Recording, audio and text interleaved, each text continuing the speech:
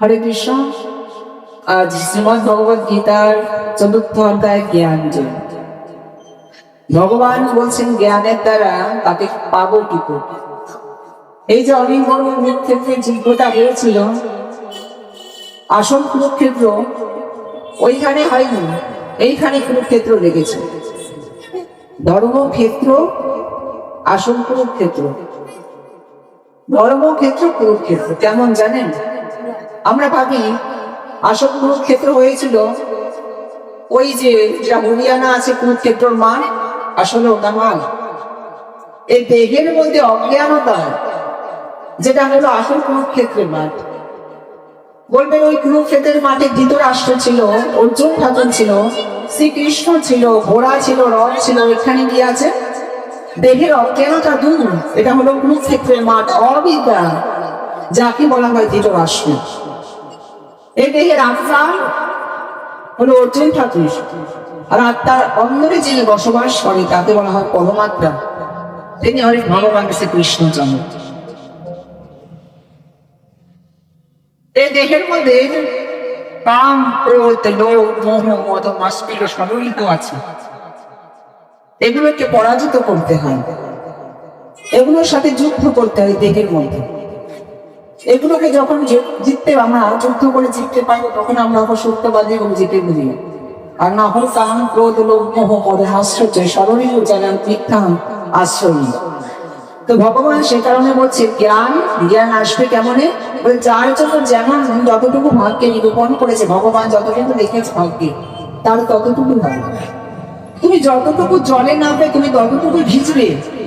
তুমি কখনো মনে করো না তুমি কাদার পাতে নেমে তুমি একবারে কাদা তোমার গায়ে লাগবে না। এই কুরুক্ষেত্রে যুদ্ধ লাগার আগে, সবার আগে কুরুক্ষেত্রে যুদ্ধ লাগার একটা মাত্র কারণ ছিল। কি কারণ? ধৃতরাষ্ট্রের স্ত্রীর নাম ছিল গান্ধারী মা। এই গান্ধারী মায়ের 100 সন্তান ছিল, তবে 100 সন্তান হওয়ার আগে এই গান্ধারী মায়ের ভাগ্য কুণ্ডলী জন্ম ছকে একটা বাধা ছিল। কি বাধা? আমরা আমাদের ঠিকুজি পুষ্টি বানাই কেন? যে দেখি আমার ভাগ্য কুণ্ডলীতে কোনো দোষ আছে কিনা। ওই গান্ধারী মায়ের দোষ ছিল কি? যে সে প্রথম বিবাহ যখন করবে, সে প্রথম বিবাহের সময় যার সাথে বিবাহ করবে তার সাথে শুভ দৃষ্টি হলেই বর উল্টে মরে পড়ে যাবে, এটা হলো দোষ। তো সেই কারণে গান্ধারী মায়ের বিবাহ কেউ করতে চাইছে না। কেন?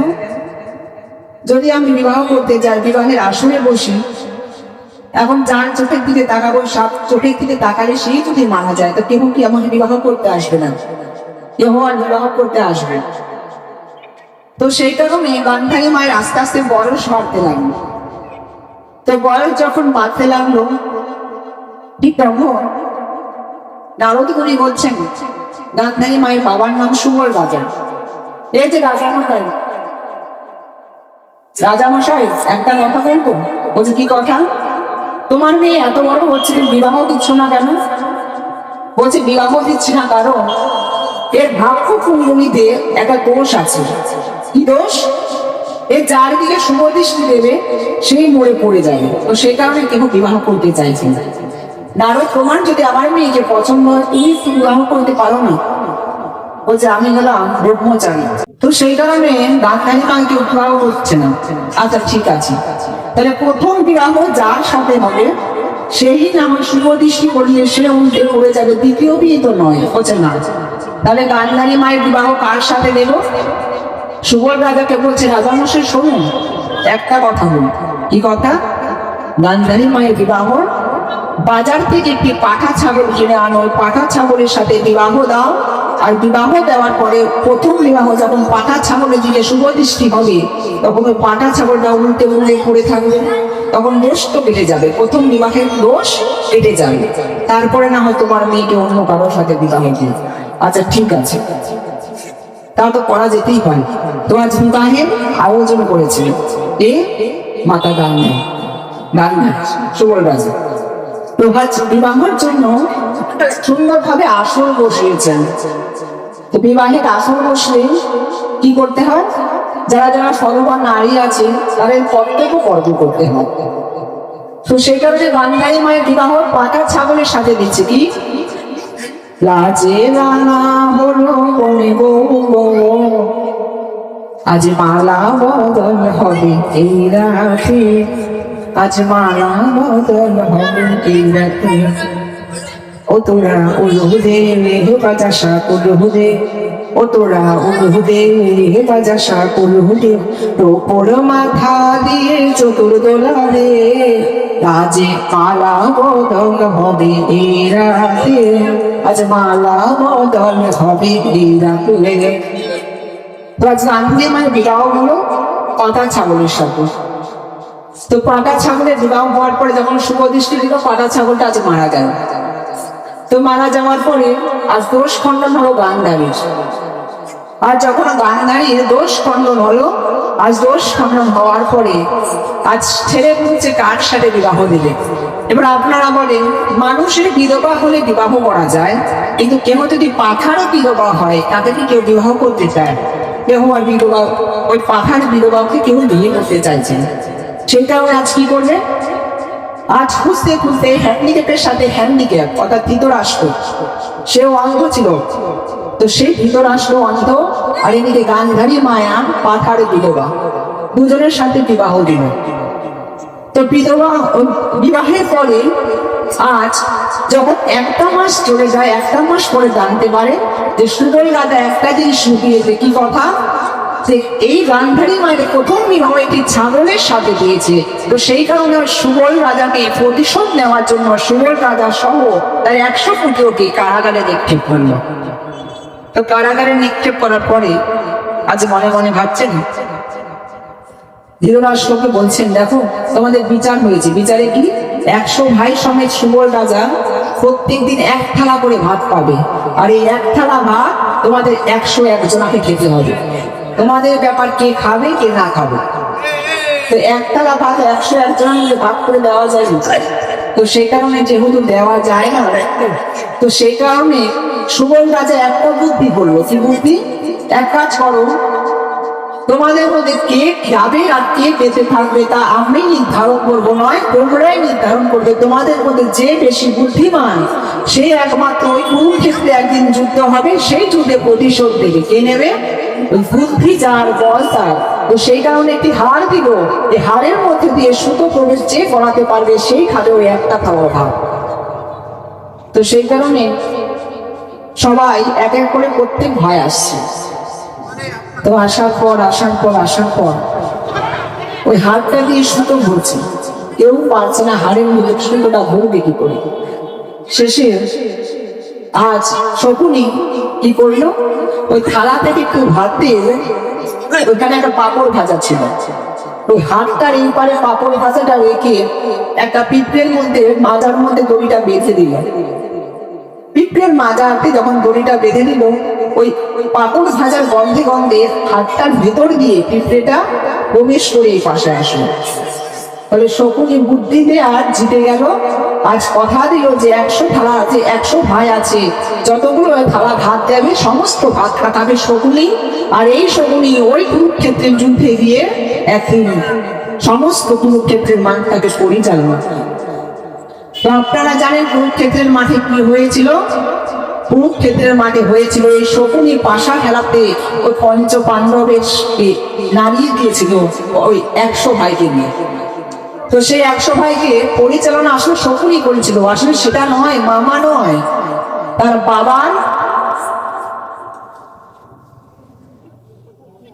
তার বাবার প্রতিশোধ নেওয়ার জন্য আজ কি করলো, ওই কুরুক্ষেত্রের মাঠে যুদ্ধ শুরু করলো।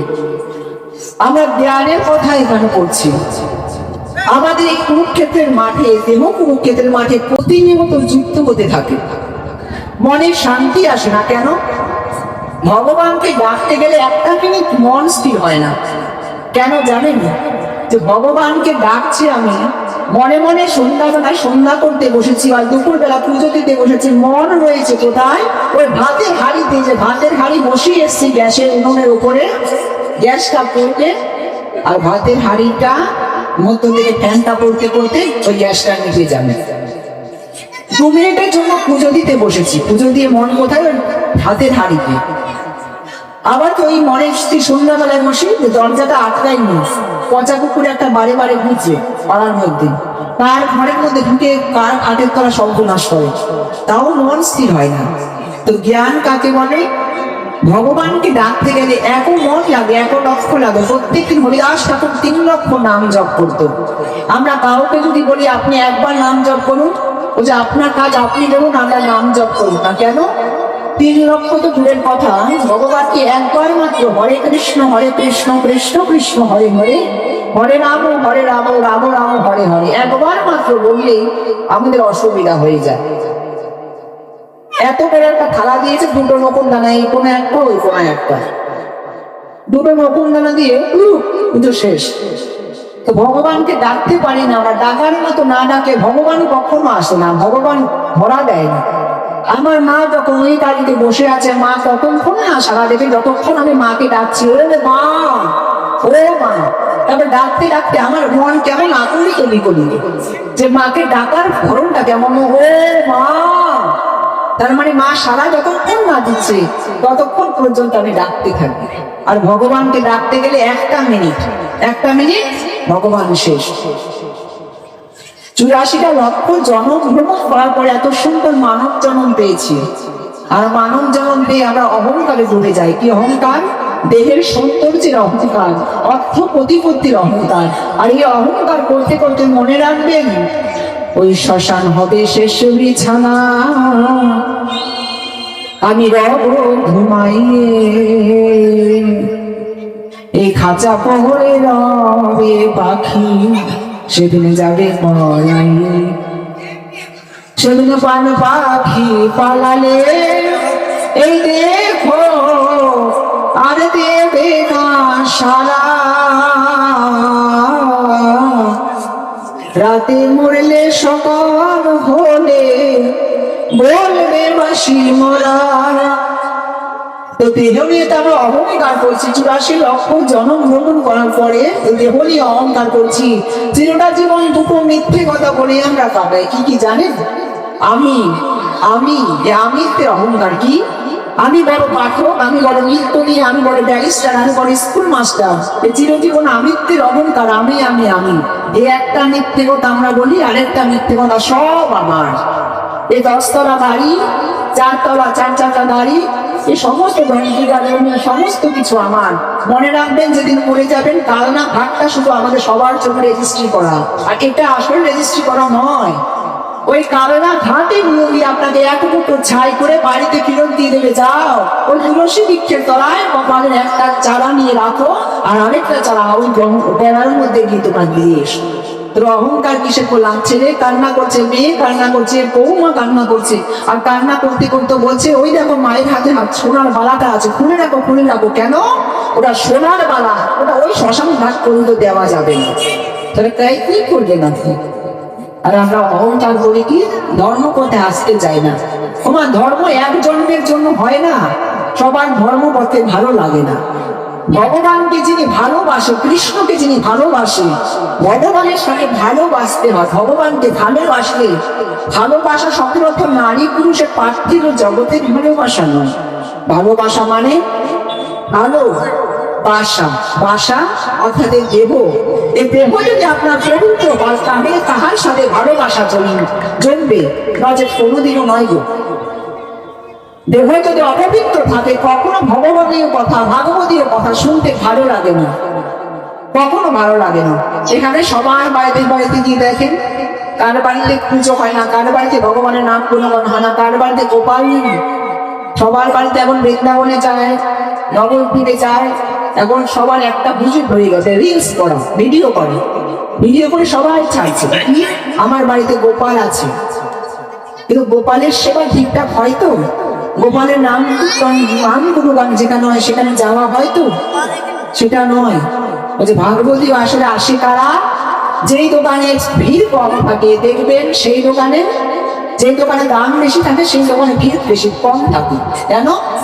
যে এখন সোনার ভরি 1,70,000, গিয়ে দেখেন তো কজন দাঁড়িয়ে আছে তোমার দোকানে।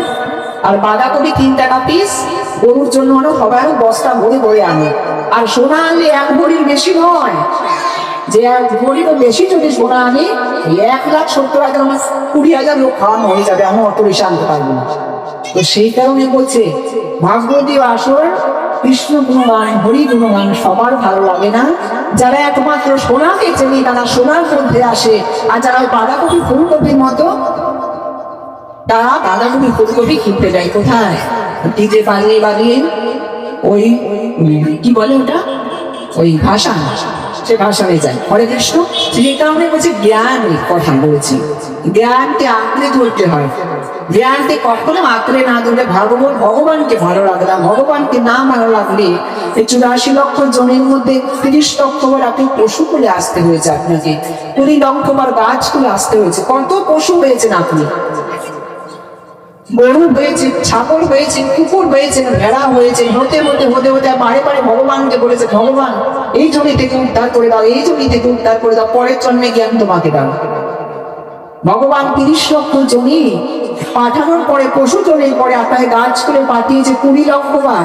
আম গাছ হয়েছেন, জাম গাছ হয়েছে, কাঁঠাল গাছ হয়েছে, সেগুন গাছ হয়েছে, কত গাছ গাছাল হয়েছে।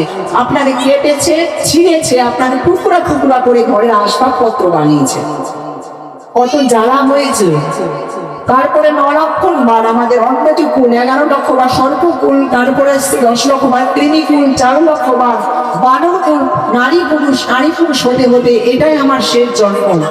তাই হয় এবার আর নয় নেভার। তো আপনার বিবেচনা, আপনি কি করবেন? এই জন্মে কি উদ্ধার হবেন, না বারে বারে আবারও তো গরু ছাগল ভেড়া হতে হতে আবারও আপনাকে আসতে হবে? কি করিলে যে আবারও মানব জন্ম পাওয়া যায় তা তো আমরা জানি না। সেই মানব জন্ম পাওয়ার জন্য, জানার জন্য হরিবাসরে আসতে হয়। এক জমিদার ছিল, সে কোনো নাস্তিক ছিল। নাস্তিক মানে যার ধর্ম ভালো লাগে না, ভগবানকে ভালো লাগে না, কৃষ্ণ গুণগান ভালো লাগে না, হরি গুণগান ভালো লাগে না, কেউ যদি 1 টাকা চাঁদা নিতে আসে ভগবানের নামে, 1 টাকাও চাঁদা দেব না। তো সেই নাস্তিক চিরজীবন তাই জীবনটা আস্তে আস্তে অতিবাহিত হয়ে যাচ্ছে।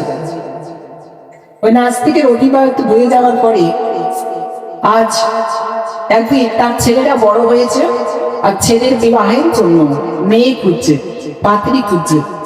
তো যখন মেয়ে খুঁজছে তখন ওই পাত্রী খুঁজতে খুঁজতে দেখছেন হাসপুরের পেছনে ওই দিকে একটা মেয়ে আছে ভালো। তো ওই মেয়েটাকে ভালো লেগেছে বলে মেয়ের সাথে সম্বন্ধ করে এনে ছেলের বিবাহ দিয়েছে। কিন্তু জমিদার জানে না সেই যে মহিলাটা আছে, সে নারী আছে, সে নারীটা কৃষ্ণ ভক্তি পরায়ণা। সংসারে একজন পুরুষ যদি কৃষ্ণ ভক্ত পরায়ণা হয়, একজন ছেলে যদি কৃষ্ণ ভক্ত পরায়ণা হয়, তার 14 পুরুষ ওপরে যায়, সেই 14 পুরুষকে উদ্ধার করতে পারে। বাবার 7 পুরুষ, মায়ের 7 পুরুষ। আর একজন সংসারে যদি একজন নারী, একজন মহিলা কৃষ্ণ ভক্ত পরায়ণা হয়, তার 21 পুরুষ উদ্ধার হয়ে যাচ্ছে নারীর কারণে। কেন? কোনটা? তার বাবার 7 পুরুষ, মায়ের 7 পুরুষ, শ্বশুর কুলেরও 7 পুরুষ। এই হলো 21 পুরুষ উদ্ধার একটা নারীর কারণে। একজন সংসারে যদি একজন নারী কৃষ্ণ ভক্ত পরায়ণা হয়, সেই সংসারে কৃষ্ণ ভক্ত পরায়ণা যারা তার স্বামীকে ওপরে ওঠায়, আর নারী যদি কামী বা রাক্ষসী হয়, তার স্বামীকে পর্যন্ত নরকের দ্বার পর্যন্ত নিয়ে যায়। তাই নারী যদি নারীর মতো হয়, পুরুষকে ওপরে ওঠায়, আর নারী যদি আনারী হয়, তার পুরুষকে নয়, তার স্বামীকে নয়, তার 14 পুরুষকে যে নামিয়ে দেয়। হরে কৃষ্ণ আসতো। তো সেই কারণে একজন নারীকে কৃষ্ণ ভক্ত পরায়ণা হওয়ার জন্য বানাতে হয়।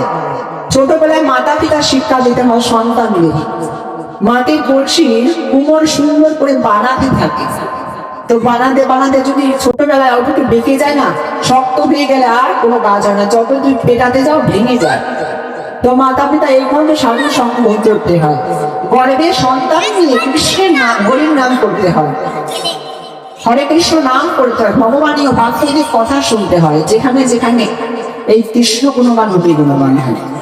তো সেই কারণে ওই নাস্তিক জমিদারের যে মহিলাটার সাথে বিবাহ দিয়েছে তার ছেলে, সে তো কৃষ্ণ ভক্ত পড়া হয়, আমার বাড়িতে এসে প্রত্যেকদিন হরে কৃষ্ণ নাম করে। আর সকালবেলা হয়েছে তো কৃষ্ণ ভগবানকে ডাকছে, রজনী প্রভাত কালে পাখি সহ ডাকি ডাকে, তুমি কেন ঘুম ভরে রবে?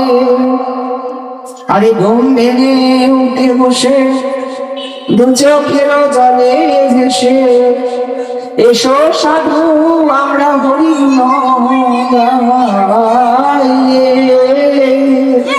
প্রভাত সময়ে সুচিরা নীলার মাঝে আমার গৌর চাঁদ নাচিয়া বেড়ায় যাব নিগ সচি মাতা আমার গৌরাইল প্রেম দাতা এই ঘরে ঘরে হরিনাম বিলায় তোর মেয়েটা যখন ভগবানকে ডাকছে কৃষ্ণ নাম করছে ওর মেয়েটা তো আর জানে না যে এই বাড়ির যে জমিদার আছে সেই জমিদার নাস্তিক।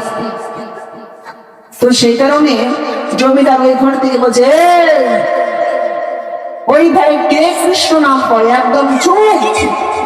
বলছে কেন? বলছি তুমি আমার বাড়িতে প্রথম প্রথম এসেছো বাড়িতে জানো না আমার বাড়িতেও দেখো রুলস রেগুলেশন নিয়ম কানুন ওখানে টাঙানো আছে লেখা আছে কি জানো? লেখা আছে এই বাড়িতে হরে কৃষ্ণ নাম হবে না ভগবানের নাম গুণগান হবে না এই বাড়িতে কেউ কানেতে আসে তাকে 1 টাকাও চাকরা দিবে না। আচ্ছা ঠিক আছে। তো সেই কারণে আজ মেয়েটা কান্না করছে। কি কান্না করছে? আরে ভগবান দিনান্তে যদি একবার হয়তো কৃষ্ণকে ডাকতে পারতাম ভগবানকে ডাকতে পারতাম যদি আমার বাবা এবং গরিব মানুষকে দেখো বিবাহ দিত একজন রিক্সাওয়ালাকে দেখো বিবাহ দিত একবার মাত্র দিন সেটা হরে কৃষ্ণ নাম করতে পারতাম তাহলে তো অবশ্যই মনে শান্তি পেতাম। তো সেই কারণে মেয়েটার দিন এমন করে করে চলে যাচ্ছে। তো যাওয়ার পর আজ মেয়েটা মনে মনে টুকরে টুকরে কান্না করছে। ওইদিকে আজ মেয়েটার বাড়িতে একজন মহামণি ভগবান মহামণি রূপ নিয়ে মেয়েটার দরজায় আসে। তো এসে বলছেন মা আমাকে কিছু ভিক্ষা দিতে পারবে? তো মেয়েটা তো মানা আছে কি যে আমি কাউকে ভিক্ষা দিতে পারবো না। তো সেই কারণে মেয়েটার যেহেতু মানা আছে তো সেই কারণে মেয়েটা বলছে বাবা আমাদের বাড়িতে আমরা সবাই পুরাতন খাই আমাদের বাড়িতে নতুনের কোনো আমদানি নেই। তখন পাশের ঘর থেকে জমিদার মশাই বলছে এই যে মা কি বললে কথাটা? বলছে আমি বলেছি বাবা আমরা সবাই পুরাতন খাই আমাদের বাড়িতে নতুনের কোনো আমদানি নেই। তো এই কথাটার মানে কি? এই কথাটার মানে তোমাকে ভাঙতে হবে। বলছে বাবা আমরা পুরাতন খাই কেমন? তোমার যে মানব জন্মটা পেয়েছো জানো বাবা এই মানব জন্মটা পাওয়ার জন্য তোমাকে কত কাঠখড় পোড়াতে হয়েছে? মাত্র 1500 টাকা বেকার ভাতা পাওয়ার জন্য ওই বিডিও অফিসে যেতে হয়েছে। গিয়ে মাধ্যমিকের অ্যাডমিট কার্ড আধার কার্ড ভোটার কার্ড ব্যাংকের বই সমস্ত কিছু জেরক্স করে ছবি নিয়ে স্ট্যাম্প নিয়ে লিখে টিকে কত জ্বালা পুড়িয়ে ওই পর্যন্ত গিয়ে তারপরে বেকার ভাতার টাকায় ব্যাংকে ঢুকেছে। ঠিক তেমনি মানব জন্ম পাওয়ার জন্য 84 লক্ষ জনম ভ্রমণ করে আসার পরে এত সুন্দর মানব জন্মটা পেয়েছো বাবা। আবার কি করে নিচে মানব জন্ম পাওয়া যায় তা তোমার বাড়িতে নাই। তোমার বাড়িতে হরি গুণগান নাই কৃষ্ণ গুণগান নাই ভগবানের সেবা নাই। যেই বাড়িতে হরি গুণগান হয় না কৃষ্ণ গুণগান হয় না ভগবানের সেবা হয় না সেই বাড়িটা একটা নরকের দ্বার সমান। ও বাবা তুমি আবার যে কি করলে মানব জন্ম তা তো তোমার বাড়িতে নাই। তুমি পরের জন্মে কুকুর হও না ছাগল হও না ভেড়া হও না কি হও তা তো তোমার বাড়িতে নেই বাবা। সাবধান। তো সেই কারণে মেয়েটা কথা শুনে তার শ্বশুর মশাইয়ের আর চোখ খুলে গেল। বলছে দেখো তুমি আজ থেকে আমার মা নয় তুমি আমার জ্ঞান দায়ী। তোমাকে একটা কথা বলি যে এই নাও আজ থেকে চাবি ছোড়া আজ থেকে কৃষ্ণ গুণগান হবে হরি গুণগান হবে নাম সংকীর্তন হবে। ও মা মা আমি আপনাকে মা বলে সম্বোধন করছি তোমাকে মা বলে সম্বোধন করেছি চলো আমরা কৃষ্ণ গুণগান গাই। কিন্তু আমরা তো কৃষ্ণ নাম তো আমি জানি না। যে বাবা চলো কৃষ্ণ নাম করতে গেলে আমি তোমাকে শিখিয়ে দেবো তুমি করবে কি? বলছে অবশ্যই আমি করবো কেন করবো না। তাহলে বলো বাবা। বলছে কি? বলছে বলো হরে কৃষ্ণ কৃষ্ণ কৃষ্ণ হরে হরে হরে রাম রাম রাম হরে হরে। গাইবেন আপনারা একটু গাইবেন না? লজ্জা করছে হরে কৃষ্ণ নাম গাইতে না? তো যারা যারা ভগবানকে ভালোবাসে গাইবে হরে কৃষ্ণ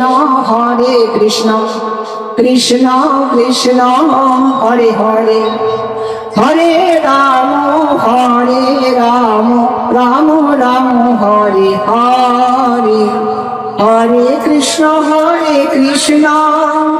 কৃষ্ণ কৃষ্ণ হরে হরে হরে রাম রাম রাম হরে হরে হরে কৃষ্ণ হরি বল হরে রাম রাম রাম হরে হরে হরে কৃষ্ণ কৃষ্ণ কৃষ্ণ হরে হরে হরে রাম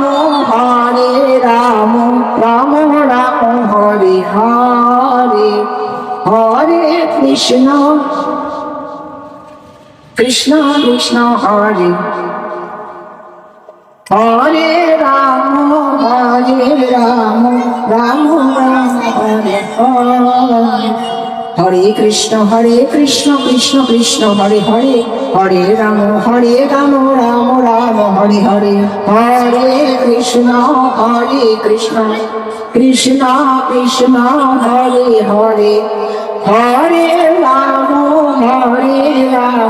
রাম রাম হরে হরে। তো আজ এই পর্যন্ত গিয়ে তার বাবা তার শ্বশুর মশাইকে কৃষ্ণ নামের দীক্ষা দিচ্ছেন, কৃষ্ণ নাম শিখিয়ে দিচ্ছেন। আপনার বাড়িতে যান, বাড়িতে গিয়ে যারা যারা আশপাশে প্রতিবেশীরা থাকে, যেই প্রতিবেশীরা কৃষ্ণ নাম বলতে ভয় পায়, যে প্রতিবেশীরা হরিনাম করতে ভয় পায়, তাদেরকে বলুন হরিনাম করতে। হরিনাম করলে কৃষ্ণ গুণগান করে আমার বাড়িতে ঢুকিস কেন? যেই বাড়িতে অশুভ ছায়া থাকে, যেই বাড়িতে ভূত পিশাচ থাকে, যেই বাড়িতে কোন রকম শুভ চিহ্ন থাকে না, সেই বাড়িতে কৃষ্ণ গুণগান হরি গুণগান করলে সেই বাড়িতে কি হয়? জমালয়ের ভয় থাকে না। ঠিক সেই কারণে হরিনাম কৃষ্ণ গুণগান করতে হয়। সকালবেলা আপনি তাহলে দেখবেন রাস্তায় হরে কৃষ্ণ নাম বলুন জয় নিতাই রাধে রাধে হরে কৃষ্ণ বলুন, দিনটা আপনার শুভ যাবে। হরে কৃষ্ণের নামে আপনার পরমায়ু বৃদ্ধি হবে, আপনার ঘরে লক্ষ্মী থাকবে। তো সেই কারণে কৃষ্ণ নাম করতে, হরিনাম করতে হবে। আর সেই কারণে মা অর্থাৎ তার শ্বশুর মশাইকে অর্থাৎ ওই তার বৌমা কি করলেন? কৃষ্ণ নামে উদ্বুদ্ধ করলেন, বাবা চলো আজ থেকে কৃষ্ণ নাম করি। এটাই হলো বাড়িতে নারীর ধর্ম। একজন নারী সব সময় তার স্বামীর থেকে শুরু করে, সন্তান থেকে শুরু করে, শ্বশুর থেকে শুরু করে সবাইকে কৃষ্ণ ভক্তি প্রলুব্ধ করা, উন্মাদনে সেখানে আসানোর করানো, এটাই হলো কৃষ্ণ ভক্ত পরায়ণার লক্ষণ।